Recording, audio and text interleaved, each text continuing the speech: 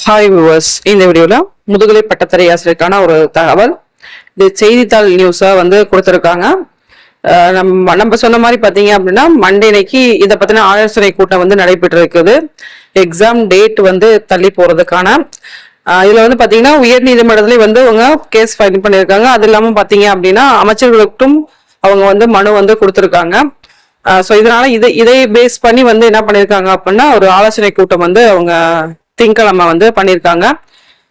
இதுல அவங்க என்ன சொல்லியிருக்காங்க அப்படின்னா அந்த தகவல்ல ஆல்ரெடி எக்ஸாம் நம்மளுக்கு செப்டம்பர்ல இந்த மந்த்ல இருந்தது. பிளஸ் அதுக்கப்புறம் அந்த டைம்ல டிஎன்பிசி எக்ஸாம் இருந்தது.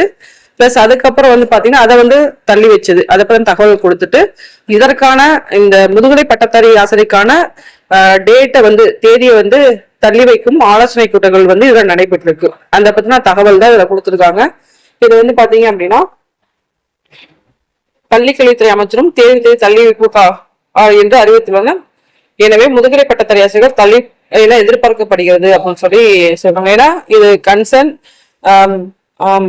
என்ன சொல்றது அப்படின்னா கேஸ் மூலியமா அவங்க சொல்லியிருக்காங்க. அது இல்லாம பாத்தீங்க அப்படின்னா அமைச்சரை மீட் பண்ணியும் அவங்க மனு கொடுத்திருக்காங்க. சோ இதனால பாத்தீங்க அப்படின்னா நம்மளுக்கு இந்த தேர்வு பாத்தீங்க அப்படின்னா தள்ளி வைக்கப்படும்ன்றது எக்ஸ்பெக்ட் பண்ணப்படுகிறது அப்படின்ற ஒரு தகவலை கொடுத்தோம்னா இந்த வீடியோ மேக் பண்ணது. நன்றி, வணக்கம். தேங்க்ஸ் ஃபார் வாட்சிங்.